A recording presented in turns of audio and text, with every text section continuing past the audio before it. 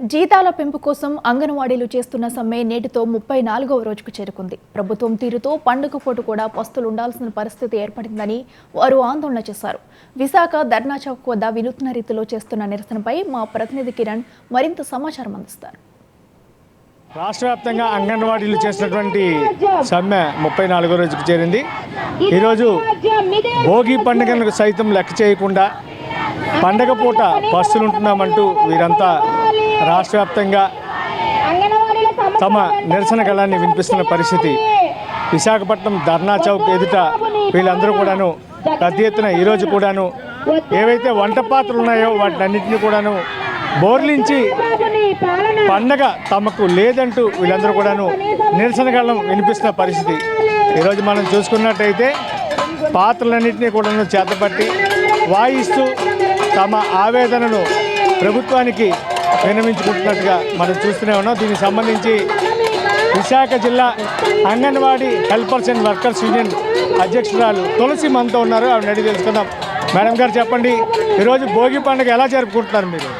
ఈరోజు భోగి పండుగ అయినా సరే ఇంట్లో ఉండకుండా పిల్లలు కుటుంబాలతో పాటు ఇక్కడికి వచ్చేసి ఇక్కడే ఖాళీ గిన్నెలతో పండగ మాకు లేదు, మీ పండగ మీరు చేసుకున్నారు, పస్తులు మాకు ఉంచారు అనే నిరసన తెలియజేస్తూ ఖాళీ గిన్నెలతో నిరసన తెలియజేయడం జరుగుతుందండి. ఈరోజు కూడా ఎవరు కూడా కొత్త చీర కూడా కొనుక్కోలేని పరిస్థితిలో అంగన్వాడీలు 34 రోజుల నుండి నిరసన తెలియజేసి ఇలాగ సమ్మెలో ఉన్నాము. దీన్ని ఇప్పటికైనా సరే ప్రభుత్వం అర్థం చేసుకొని అంగన్వాడీల న్యాయమైన డిమాండ్లు పరిష్కరించాలని చెప్పేసి రేపు సంక్రాంతి పూట అయినా సరే అంగన్వాడీ సమస్యలు పరిష్కరించాలని చెప్పేసి జగన్మోహన్ రెడ్డి గారిని కోరుతున్నామండి. మేడం గారు మీరు చెప్పండి, ఈరోజు భోగి పండుగ మీరందరూ కూడాను పాత్రలన్నీ కూడా బోర్లించుకొని పండుగ చేసుకోలేని పరిస్థితి ఉంది.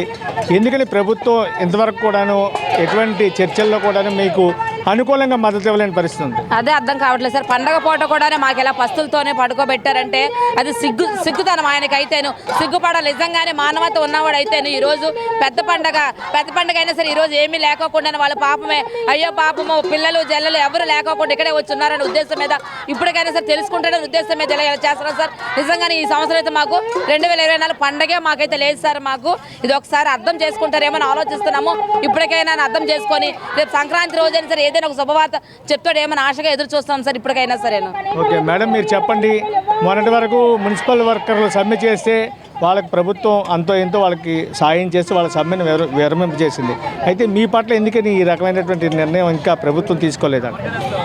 ఎందుకు చేస్తుందో తెలియదండి, కానీ సజ్జల రామకృష్ణ గారు అనే మాటలు అయితే మాకు చాలా బాధగా అనిపిస్తున్నాయి. కొన్ని బడ్జెట్లో డబ్బులు లేవా ప్రభుత్వం దగ్గర అంటే డబ్బులు ఉన్నాయి కానీ వేతనాలు ఇవ్వరటండి. మరి 5 సంవత్సరాల వరకు వేతనాలే ఇవ్వనంటే మరి ఖర్చులు రేట్లు కూడా పెంచడం మానేయాలి కదా. ధరలు కూడా పెంచడం మానేస్తే మీరు వేతనాలు పెంచమని మేము అడగం కదా మిమ్మల్ని. అసలు ధరలు పెరిగిపోతున్నాయి కాబట్టి వేతనాలు కూడా పెంచమని మేము అడుగుతున్నాము. ఎప్పటికైనా సరే జగన్మోహన్ రెడ్డి గారు ఎప్పటికైనా దిగిరండి. లేదు అంటే రేపు ఎలక్షన్లు ఉన్నాయి. బొత్స గారు మీరు కూడా ఝాన్సీ గారిని విశాఖలో ఎంపీగా నిల్చోబెడదలుచుకున్నారు కదా. ఎప్పటికైనా అంగన్వాడీల సమస్యలు పరిష్కరించి మీరు ఓట్లు ఆడడానికి మా ఇంట్లోకే రావాలి. ఇప్పటికైనా సరే తెలుసుకోండి సార్. ఇప్పటికైనా అంగన్వాడీ న్యాయమైన డిమాండ్ పరిస్థితి వేతనాలు పెంపుపై దృష్టి పెట్టాలని చెప్పేసి కోరుతున్నామండి. ఇది ప్రస్తుతం మనం చూసుకున్నట్టయితే ఏదైతే anganwadi helpers and workers union రాష్ట్ర వ్యాప్తంగా సమ్మె చేసి ఈరోజు 34వ రోజుకు చేరింది. పండగ పూట కూడా తమని ప్రభుత్వం పస్తులుంచే పరిస్థితి ఉందని చెప్పి సమాన పనికి సమాన వేతనం అమలు చేయాలని చెప్పి డిమాండ్ చేసినట్టు కూడాను ప్రభుత్వం తమ పట్ల నిర్లక్ష్య వైఖరిని అవలంబిస్తుందని చెప్పి వీళ్ళందరూ కూడా ఆవేదన వ్యక్తం చేస్తున్నారు.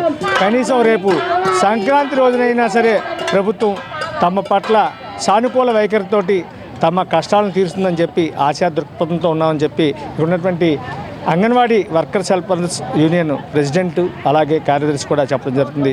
ఏదేమైనప్పటికీ కూడాను పండగ సందర్భంగా భోగి రోజున మహిళలంతా కూడాను ఒకే చోట చేరి సమ్మెలో పాల్గొంటూ 34వ రోజున ఈరోజు ఈ పాత్రలన్నింటినీ కూడాను శబ్దం చేస్తూ తిండి తిప్పలు లేకుండా కుటుంబాన్ని విడిచి ఆందోళన సాగిస్తున్నామని చెప్పి వీళ్ళంతా కూడాను కన్నీటి పర్యంతమయ్యే పరిస్థితి.